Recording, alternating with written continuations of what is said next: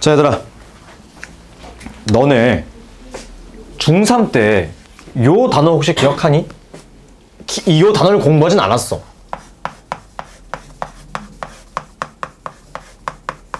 이게 뭔지 아니? 전자회계 오!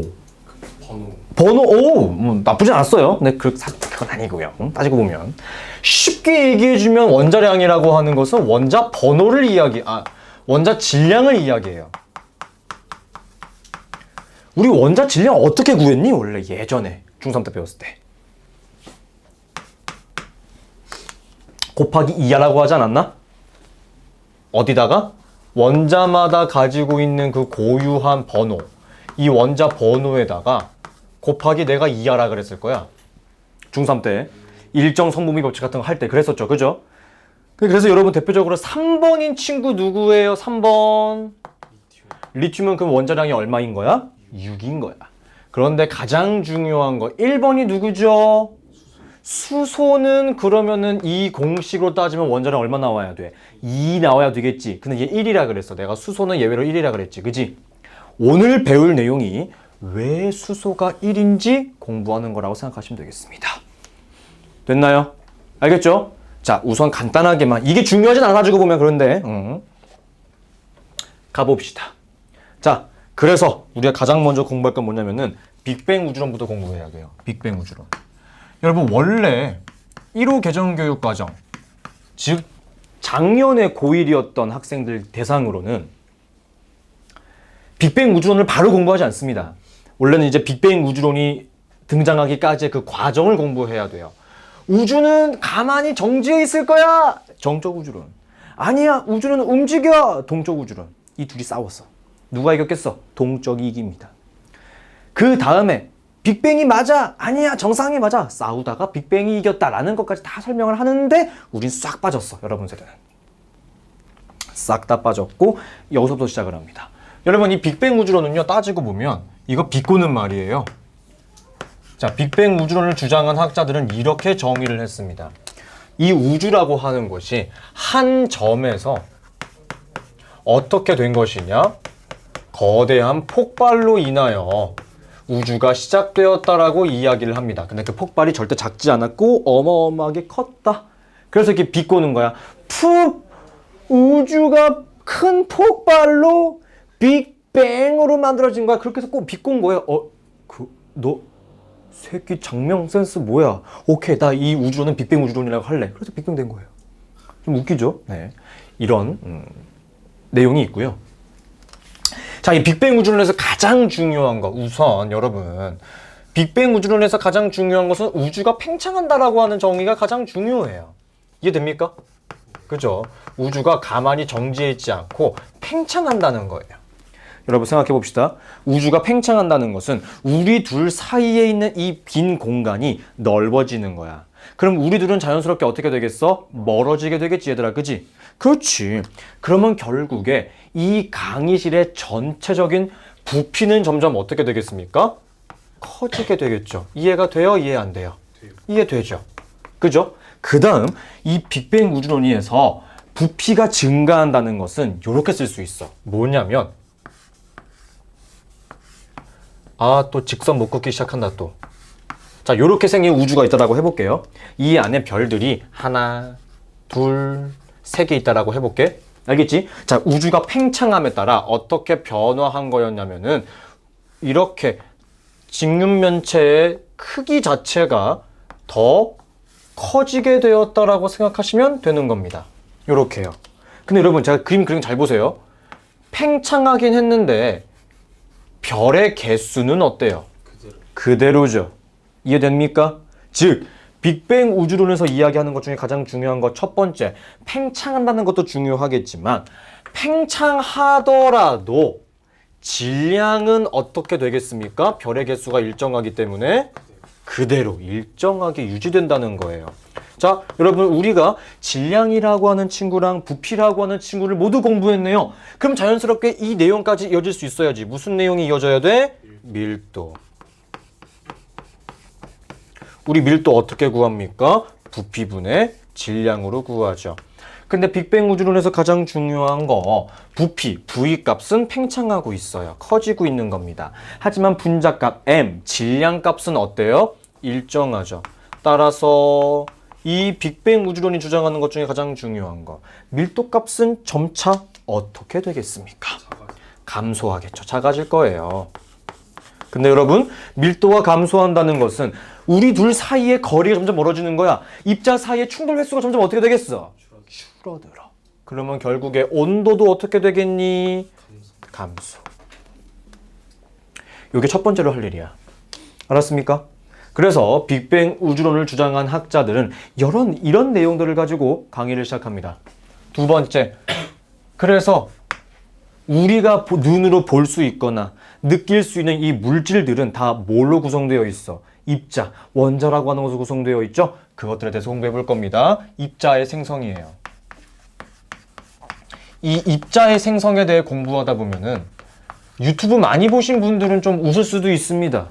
뭐 때문에 그러냐? 가장 먼저 만들어진 입자가 뭐냐면은 원자핵 주변을 빙글빙글 돌아갑니다. 뭘까요? 전자입니다. 그 다음 만들어진 것이 쿼크예요. 쿼크. 그 침착맨님 유튜브에 나왔죠? 이 우리가 공부할 쿼크는 업 쿼크랑 다운 쿼크, 위 쿼크랑 아래 쿼크만 공부를 할 건데 실제는 6개나 있습니다. 이때 뭐 탑 쿼크, 바텀 쿼크 이런 것도 있고요. 이게 영어를 직역하다 보니 그렇게 나오는 건데 야릇한 쿼크가 있어요. 이게 스트레인지 쿼크입니다. 영어로 따지자면 그런 느낌으로 생각하시면 되겠고 우리가 공부할 것은 크게 두 가지가 있다. 맞아요. 업 쿼크라고 하는 친구는요. 전하량이 있습니다. 플러스 3분의 2의 전하량을 가지게 돼. 알았지? 그리고 다운 쿼크, 아래 쿼크라고 하는 친구는 마이너스 3분의 1의 전하량을 가지게 되는 친구야. 알겠니? 됐죠? 자, 그 다음 우주가 점차 진행되면 진행될수록 부피가 커지면서 온도가 어떻게 돼? 낮아지고 있죠. 온도가 낮아지면서 점차 추워진 이 입자들은 자기네들끼리 결합을 하게 됩니다. 어떻게? 쿼크 3개씩 결합을 하게 돼요. 그래서 만들어진 게 무엇이냐? 첫 번째 양성자라고 하는 친구가 나오고요. 그 다음에 중성자라고 하는 친구가 있어. 자, 쿼크 몇 개씩 결합한다 그랬습니까? 3개. 따라서 양성자라고 하는 친구는요. 업 쿼크가 2개, 다운 쿼크가 하나, UUD라고 볼 수 있고요. 중성자 같은 경우는 업 쿼크가 하나, 다운 쿼크가 2개, UDD라고 볼 수 있습니다. 근데 음성자는 없어. 그건 전자예요. 얘는 따로 그렇게 되지 않아요. 좋은 질문이긴 하네요. 그렇게 볼 수 있는 겁니다. 알겠죠? 자, 여러분 생각 한번 해볼게요. 양성자는 그럼 결국에 이렇게 생긴 이 주머니 안에 업 쿼크가 요거는 이제 그렇으니까 전하량으로 한번 생각을 해보게 되면은 플러스 3분의 2가 몇 개 있어? 2개. 그 다음 마이너스 3분의 1이 하나 있는 거야. 그러니까 전체적인 전하량 얼마 나오겠습니까? 2니까? 굳이? 예, 그렇죠. 얘는 1의 전하량을 가지게 되는 게 바로 양성자야. 중성자 같은 경우는 플러스 3분의 2가 하나 있는 거고 마이너스 3분의 1이 몇 개 있는 거야? 2개 있는 거야. 그러니까 다 더해주면 전하량의 총합은 얼마 나오는 거죠? 0. 그래서 중성자는 가운데 중자 서서 0이 되는 겁니다. 알겠습니까? 그러나 우리에게 가장 중요한 거 양성자랑 중성자는요. 한 개당 상대적인 질량이 얼마냐? 1이에요. 질량이 1이라는 소리입니다. 아시겠습니까? 됐죠? 이 이후에 온도가 더 내려간 이 우주는 새로운 입자를 만들어냅니다. 바로 양성자랑 중성자랑 결합하게 되는 원자핵이라고 하는 것을 만들어내요. 알겠죠? 자, 이 원자핵은 그래서 결국에 위에 써 있는 것과 마찬가지로 양성자라고 하는 친구랑 그 다음 중성자라고 하는 친구가 서로 더해진 입자라고 생각하시면 되겠습니다. 자, 그 다음 네 번째. 지금까지 그 누구랑도 결합하지 않은 입자가 하나 있죠. 누구? 전자. 제일 마지막에 그래서 원자 핵과 전자가 결합하게 된 뭐가 만들어지는 것이다?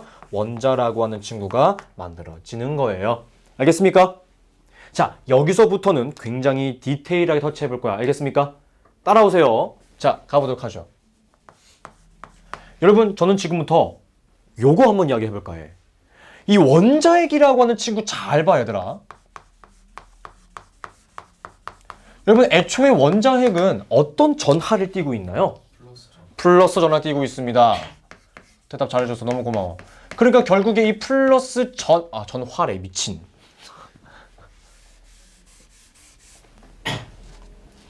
플러스 전하를 띠고 있어요. 그죠? 그지? 자, 근데 이 플러스 전하는 원자의 종류에 따라 달라지죠. 수소는 1이고, 헬륨은 2이고, 리튬은 3이고 이렇지. 그럼 결국에 원자핵의 전하량은, 오케이? 플러스 전하량은 뭐에 따라 달라져? 양성자의 개수에 따라 달라질 거야. 그죠? 자, 그럼 질문해보자. 쌤! 그러면은 그냥 양성자만 실컷 있으면 되는데 왜 굳이 중성자가 껴있는 거예요? 플러스죠. 양성자 플러스 전하 띄고 있죠. 플러스랑 플러스가 만나면 무슨 힘이 작용합니까? 청력 작용하죠. 원자핵이 가만히 있겠니? 붕괴합니다. 자, 그럼 질문. 그럼 도대체 중성자는 몇 개씩 결합하는 거냐? 여러분 친구들 학교 싸울 때 있죠? 말리는 애가 가운데서 한 명이 말리면은 쉽지가 않죠. 양쪽에 한 명씩 껴줘야 되죠. 야야야 하지마 해줘야 될 거 아니야. 양쪽이 막 이러고 있으면 이쪽에서도 한 명 잡아줘야 되지만 이쪽에서도 한 명 잡아줘야 되는 거죠. 즉 양성자 하나당 중성자가 몇 개 있는 게 조금 더 이상적일까? 한 개씩 있는 게, 그쵸? 한 개씩 있는 게 이상적이야. 이해됐어? 그러니까 이 가장 다음 헬륨이라고 하는 친구 볼까요? 여러분, 헬륨이라고 하는 친구는 그러면 원자핵의 전하량이 얼마인 겁니까? 플러스 2인 거죠. 그쵸? 그럼 이 안에는 이렇게 볼 수 있을 겁니다. 양성자의 개수는 몇 개라는 소리예요? 2개죠. 이 친구를 각각 한 명씩 전담 마크 해야 되겠지. 맨투맨 마크 해야 되는 거야. 그러니까 중성자가 하나씩 껴있게 되는 거죠. 그러니까 헬륨의 원자량이 얼마인 거예요? 4인 겁니다. 왜 4예요, 쌤? 입자 하나당 질량이 1이라 그랬죠. 이해됐나요? 이해됐어? 이해됐어? 어디가 이해가 안 됐어? 요거? 왜 사냐고요? 양성자 몇 개 있어요? 2개요. 이 초록색 동그라미 뭐 같아요? 중성자야. 내가 이야기했지. 개개인 전담 마크 해야 된다고. 그치? 그러니까 얘를 얘가 마크해주고 얘가 얘를 마크해주는 거야. 그러니까 4개만 있으면 되겠지. 그치? 근데 총 입자가 몇 개 있어? 그러면 4개 있는 거지. 한 개당 질량이 1이라 그랬죠. 그러니까 질량이 4인 거예요. 자, 그럼 내가 아까 수업 시작에 썼던 거 한번 써보자. 얘들아, 수소는 원자핵의 전하량이 얼마예요? 1이요. 지 혼자 화가 막 났어요. 갑자기 공부하다가 씨발 막 이러고 있어요. 그럼 그걸 누가 말립니까? 저 병신 같은 새끼. 뭐? 피하겠죠. 싸움이 난다고 했을 때 누구랑 싸워 얘는? 청력 작용을 한다 안 한다? 안 한다. 그러니까 얘는 양성자 하나로 구성되어 있어. 중성자가 낄 필요가 있어 없어? 없어. 그래서 수소의 질량이 1인 거야 얘들아. 알겠어? 요거를 중학교 3학년 설명한다고 해봐라. 설명이 되겠니? 그러니까 그냥 외우라고 했던 거야. 너무나도 중요합니다. 여러분, 그래서 굉장히 중요한 내용이 있어요. 여러분, 지금 아까 우리 헬륨에서 이 플러스라고 썼던 얘가 뭐죠? 이름이 뭐죠? 좋아요. 양성자죠. 그럼 이 초록색 동그라미 이름이 뭐죠? 중성자죠. 그럼 여러분 다시 물어볼게요. 이 플러스 써있는 이 동그라미 이름이 뭐라 그랬죠? 이게 결국 제가 뭘 그린 거죠? 수소 원자핵이네요. 그럼 결국에 내가 여기서 쓴 양성자가 결국에 뭐랑 똑같은 거예요? 수소 원자핵이요. 이해되죠? 그럼 이제 물어봐야지. 쌤, 원자핵 생성됐다면서요. 얘는 뭐예요? 이거 헬륨이야. 이거 헬륨이야. 알겠습니까? 그래서 결국에 정리할 게 요겁니다. 제가 지금 칠판에서 넣은 두 번째로 만들어진 이 양성자라고 하는 친구는 결국에 뭐라고 생각을 할 수 있는 것이냐? 얘는 바로 수소 원자핵이라고 보실 수 있는 거예요. 알겠죠? 그 다음 제가 지금 세 번째로 만들어진다고 이야기했던 이 원자핵이라고 하는 친구는 결국에 누구의 원자핵을 이야기하는 것이겠습니까? 당연하게 수소 다음으로 무거운 친구가 누굽니까? 헬륨이겠죠. 그래서 여기서 만들어지는 원자핵은 헬륨 원자핵이라고 볼 수 있을 거야. 알겠어? 요거는 알아두시는 게 여러분 신상에 좋을 겁니다. 알겠습니까? 됐죠? 자, 그 다음 이거 강의할 때 제가 항상 요것부터 해요. 미안합니다. 사과 먼저 할게요. 정말 미안합니다. 세 번째, 시간과 온도예요. 여러분 제가 들었던 제 책 7페이지 보시게 되시면은 그림이 하나 박혀있죠. 여러분 전자랑 쿼크는 10의 마이너스 35초에 만들어지고요. 온도는 10의 27승 켈빈이래요. 나는 처음 들어보는 수준 아닙니까? 10의 마이너스 6초 때 양성자, 중성자가 생성되었고 이때 우주의 온도가 10의 15승 켈빈이래요. 와, 옌병하고 있죠. 근데 그 다음 보세요. 그 다음. 얘 얼마래요? 얘는 조금 익숙한 숫자가 보이기 시작하네요. 그거 남겨하시면 되겠습니다. 3분. 자, 우주의 온도가 얼마라고 합니까? 15K. 네, 10억도 나쁘지 않아. 우리가 알만한 단위예요. 그다음 여러분, 원자는 어느 정도라고 이야기하고 있습니까? 빅뱅 후 38만 년. 이때 우주의 온도가 얼마래요? 3000K. 네, 3000K라고 봐도 되지만 켈빈이라고 읽어줍니다. 켈빈. 이해되나요? 됐죠? 요게 제가 말씀드리고 싶은 아주 첫 번째 내용이라고 생각이 듭니다. 아시겠습니까? 저거는 하나 알아주셨으면 좋겠어요. 자, 그 다음은 내가 뭐 하나 물어볼게. 얘들아, 만약에 있잖아. 지금 이 강의실에 안개가 가득 차 있어. 그럼 여러분들은 제 얼굴을 쉽게 볼 수 있습니까? 칠판도 쉽게 볼 수 없겠죠. 만약 옆에 있는 친구도 쉽게 못 볼 거야. 그치? 그 이유가 뭡니까? 안개를 구성하고 있는 그 물 입자들이 빛을 직진할 수 있게 합니까? 직진하지 못하게 합니까? 못하게 하죠. 그렇게 생각을 한번 해보도록 할게요. 무슨 소리냐? 네 번째, 단원명은 이게 이제 자주 나오는 내용은 아닐 거예요. 왜냐면 조금 많이 축약이 된 것 같더라고요. 우주 배경 복사라고 하는 거예요.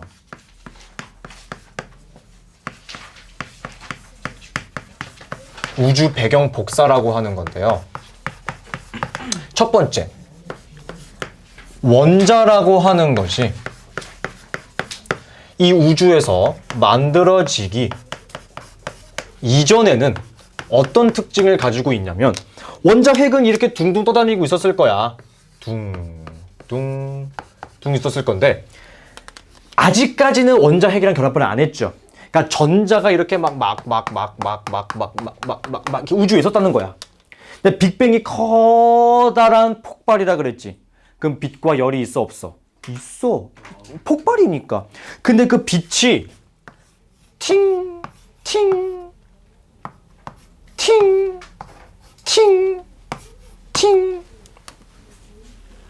탈출이 쉬웠을까 어려웠을까? 어려웠어. 너무나 어려워요. 그죠? 그러니까 원자가 생성되기 이전에는 빅뱅 시 생성됐던 빛과 열이 탈출하지 못합니다. 빛이 탈출하지 못해요. 즉 원자가 생성되기 이전에는 빛이 없었어. 그렇게도 볼 수 있는 거야. 알았지?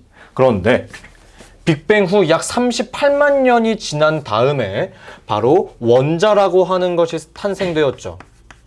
원자라고 하는 것이 생성되었습니다. 그 이후에는 이 원자, 전기적으로 중성이 원자라고 하는 것도 생성되었겠죠. 그쵸? 그러면은 빛이 어떻게 돼? 아주 원활하게 탈출할 수 있게 될 거야. 그래, 안 그래? 그쵸? 맞아요. 원자가 생성된 이후에는 빅뱅이 터지고 나서 발생했던 빛이 우주 공간을 자기들 마음대로 이동할 수 있게, 여행할 수 있게 된 겁니다. 탈출할 수 있게 된 거죠. 이해되나요? 근데 정말 신기한 거 이때 탈출한 빛이 지금도 관측이 됩니다. 지금도 관측이 돼요. 여러분 빛이죠? 빛이 눈에 보여 안 보여? 안 보여요. 빛이 눈에 안 보인다고? 너 그럼 이거 칠판 어떻게 보고 있냐? 보여요. 빛은 보여야 되는 거겠죠. 그렇죠? 우리는 이 빛이라고 하는 것을 가시광선이라고 이야기합니다. 가능하다. 볼 수 있다. 빛광. 알겠습니까? 자, 잘 들어보세요. 이게 가시광선 영역의 스펙트럼인데 오른쪽으로 갈수록 붉은색 계열을 띠고요. 파장이 길어져요. 왼쪽으로 갈수록 파랑색, 보라색 쪽이 가까워지고요. 파장은 짧아집니다. 여기서부터는 아는 단어야. 적외선. 붉은색 다음에 선. 자외선. 얘보다 더 짧은 선을 자외선이라고 하는 거야. 갑자기 이 얘기를 왜 꺼냈냐? 여러분, 이건 조금 어려운 내용이니까 간단하게만 이야기할게요. 이 빛이 탈출한 다음에 우주는 계속 팽창했죠. 그러니까 빛도 어떻게 됐을까? 점점점 길어지는 거야. 점점 길어지는 거야. 그래서 점점 길어지다 보니까 어디까지 왔냐면 띵!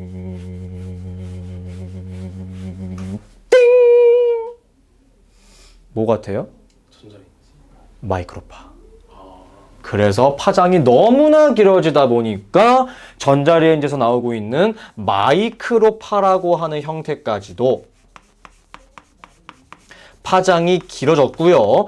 이 마이크로파가 몇 도 정도의 온도로 관측이 되냐면은 2.7 켈빈의 온도를 형성하게 되어 있다는 것까지만 알아두시면 되겠습니다.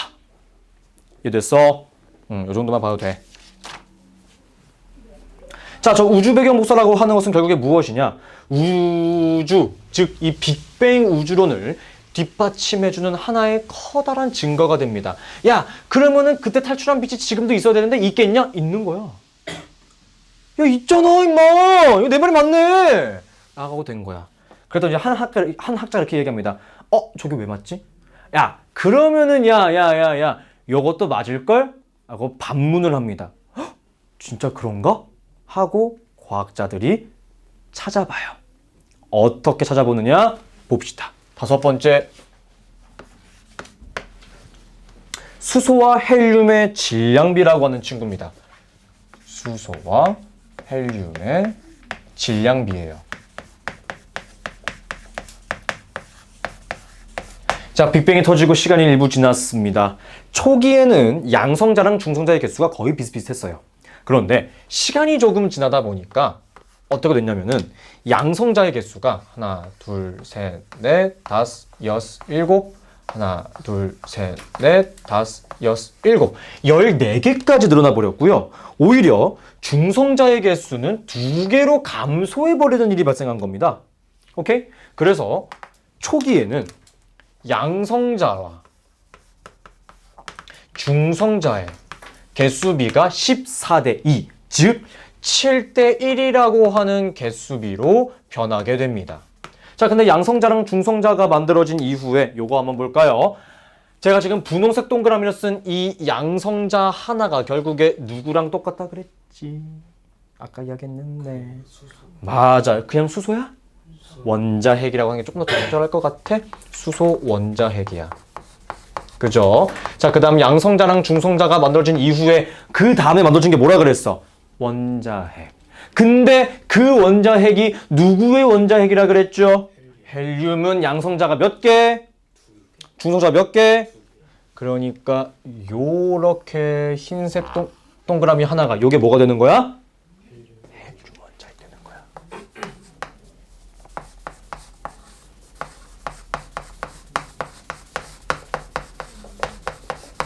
그죠? 그래서 이렇게 원자핵이 만들어지고 난 다음을 보니까 수소는 몇 개가 있습니까? 하나, 둘, 셋, 넷, 하나, 둘, 셋, 넷, 다섯, 여섯, 12개 있고요. 헬륨은 몇 개 있습니까? 하나 있네요. 그래서 개수비가 몇 대면 나오는 겁니까? 12대 1이라고 하는 무슨 비? 개수비가 나오게 되는 거예요. 그런데 제가 지금 칠판에 무슨 비라고 썼어요? 질량비요. 질량비 한번 구해볼까? 어차피 수소는 하나당 질량이 1이야. 그러니까 수소가 차지하고 있는 질량비는 12일 겁니다. 그죠? 너무 빠르게 왔나? 요게 하나가 1이지. 몇 개 있어? 12개. 그러니까 질량비 얼마인 거야? 10이 그대로 내려와야 되겠네. 그지? 근데 여러분 헬륨은 입자 몇 개로 구성되어 있어요? 4개예요. 그러니까 12대 얼마? 4. 약분해주면 3대 1. 3대 1이라고 하는 질량비가 만들어진 거야. 근데 생각해봐. 이게 왜 빅뱅 우주론의 증거야? 이해 안 되지? 얘가 왜 증거일까? 증거인 이유가 굉장히 간단해요. 야, 빅뱅 우주론이 맞으면 지금 우리가 살고 있는 이 우주에 수소의 질량이 3만큼 있을 거고 헬륨은 아마 한 1 정도밖에 없을 것 같은데? 한 3배 적을 것 같은데? 라고 추측을 했어요. 이런 거야. 내가 뭔지 모르는 액체를 가지고 왔어. 야, 찍고 있어가지고 야, 이거 끓는 점이 100도면 이거 물이겠지 아무래도? 그럴 거 아니야. 우리 알고 있는 상식선에서. 그렇지? 끓였어. 끓는 점이 100도가 나왔어. 옳다구나. 이거 그럼 뭐야 그러면? 물이지. 왜 물이라고 확신할 수 있어? 100도니까 내가 물일 거라고 추측했던 이유랑 그 모든 게 합당하죠. 그죠? 그리고 측정한 결과값도 어때요? 똑같이 일치하죠. 그럼 이게 물인 거죠. 그거예요. 과학자들이 추측했던 값이랑 실제로 측정했던 값이 일치했어요. 그래서 이게 증거인 거야. 알겠습니까? 됐죠? 요거 꼭 알아두셨으면 좋겠고요. 세 번째로는 당연하게 우리가 기억을 해야 될 게 요 간단한 그림이라든지 그 다음 과정, 제가 지금 어떻게 설명했는지 과정 알아두셨으면 좋겠고요. 그 다음은 비례식까지. 요 세 가지는 무조건 필수적으로 머릿속에 넣어두시는 것을 저는 추천드리고 싶습니다. 아시겠습니까? 됐나요? 됐죠? 자, 그 다음 마지막 6번째 하면은 쉬는 시간 드릴게요. 알겠죠? 쌤, 네. 그 빅뱅 우주론이 네. 우주를 만들었다는 거예요? 아니면 우주 안에 있는 별들을 만들었다는 거예요? 우주의 시작되는 이론을 이야기한 거예요. 우주가 시작이 됐는데 그냥 이렇게 됐을 거야 라고 추측하는 게 아니고 이렇게 시작이 됐기 때문에 지금 이러한 결론이 나온 거야 라까지 갔기 때문에 이러한 증거들 되는 거야. 그러면 우주가 그 별들을 담고 있는 그 큰 공간이에요? 아니면은 그 공간을 이야기하는 거겠죠. 크기입니까? 네, 그게 우주예요. 따지고 보면. 좀 애매하긴 할 수는 있긴 하겠는데 별들도 있고 우리도 있고 행성도 있는 그 모든 이 스페이스가 우주예요. 공간. 오케이? 됐죠? 자, 6번째. 요거는 여러분들 굉장히 쉽습니다. 굉장히 쉬워요. 스펙트럼 할 거예요. 스펙트럼. 쉬워요. 여기는 어차피 여러분 중학교 2학년 때 다 했어요. 그러니까 제가 구두로 설명하는 게 좀 더 많을 겁니다. 알겠죠? 가볼게. 자, 여러분 스펙트럼. 여러분들이 중학교 2학년 때 공부했던 스펙트럼은 2가지밖에 없습니다. 첫 번째로 공부했던 스펙트럼은 요거예요. 연속 스펙트럼이요. 자, 연속 스펙트럼이라고 하는 거 굉장히 간단하게 이야기를 하자면 이런 느낌이죠. 빛이 끊기지 않고 연속된다는 것을 연속 스펙트럼이라고 이야기합니다. 보통 어디서 볼 수 있냐면요. 굉장히 뜨거운 빛을 방출하고 있는 별빛을 다이렉트로 관찰하게 되면 연속 스펙트럼이 나오게 됩니다. 그래서 이렇게 쓸 수 있어요. 굉장히 뜨겁다. 고온이 스스로 빛을 내는 광원을 관찰하게 되었을 때는 연속 스펙트럼이 나오게 된다는 겁니다. 아시겠습니까? 두 번째가 중요해요. 흡수 스펙트럼이라고 하는 친구가 있어. 흡수. 연속은 빛이 연속되는 거래. 그럼 흡수는 뭐가 흡수되는 거겠어? 빛이 흡수되는 거야. 쌤, 근데 빛이 어떻게 흡수가 되나요? 까맣게 보인다, 안 보인다가 아닙니다. 통과를 하기는 하는데 별이 이렇게 있고 별빛이 나오고 있을 때 이 앞에 기체가 있습니다. 무슨 기체? 온도가 낮은 기체가 있어요. 그럼 통과하고 난 일부의 빛만 우리 눈으로 들어올 수 있겠죠? 그 스펙트럼을 관찰했을 때 흡수 스펙트럼이 나오게 됩니다. 아시겠죠? 네. 그래서 흡수 스펙트럼은 고온 광원 앞에 뭐가 있는 거야? 저온의 기체가 있다. 이렇게 보시면 되겠습니다. 자, 그 다음 세 번째는 흡수했으니까 뭐도 했을 것 같아? 방출도 있어요. 자, 여러분 대답해봐요. 연속은 빛이 연속이고 흡수는 빛이 흡수돼. 방출은 뭐가 방출되겠어? 빛이 방출됩니다. 근데 쌤, 연속 스펙트럼도 빛을 스스로 방출하는 건데 그럼 얘는 연속이랑 뭐가 다른 거예요? 물질이 달라, 물질이. 무슨 소리냐? 방출 스펙트럼에서 빛을 방출하는 것은 맞아요. 그런데 어떤 특징을 가지고 있냐면은 뭘 것 같아? 뜨거운 기체야. 우주 공간에는 공기가 있어 없어? 산소가 있어 없어? 없어. 그러니까 수소 같은 건 지구에서 불 붙이면 어떻게 돼? 뿡! 터지겠지만 우주 공간에서는 뜨겁게 가열하게 되면 산소가 없기 때문에 연소하지 않습니다. 불에 타지 않아요. 무슨 일이 발생해? 붉게 달아올라. 마치 철에다가 뜨겁게 가열하게 되면 그 철이 달아오르죠? 빨갛게. 그런 느낌이라고 생각하시면 되겠습니다. 그럼 그거 빛나잖아. 그거 불 다 끄고 봐봐. 빛나. 밝아. 그런 느낌이라고 생각하면 됩니다. 이때 방출되는 이 빛을 관찰하게 되면 방출 스펙트럼이 보이게 되는 겁니다. 알겠습니까? 따라서 방출 스펙트럼은 고온의 기체를 관찰하면 볼 수가 있다는 거예요. 알겠죠? 자, 여러분 다른 거 다 필요 없습니다.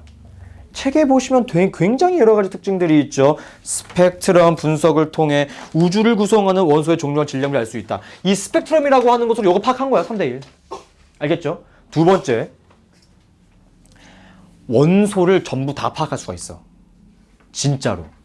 수소, 헬륨, 리튬 다 확인이 가능해. 제일 중요하고 흡수선의 위치, 방출선의 위치 정말 중요할 거야. 알겠습니까? 그런데 이 흡수 스펙트럼이 더 중요한 게요.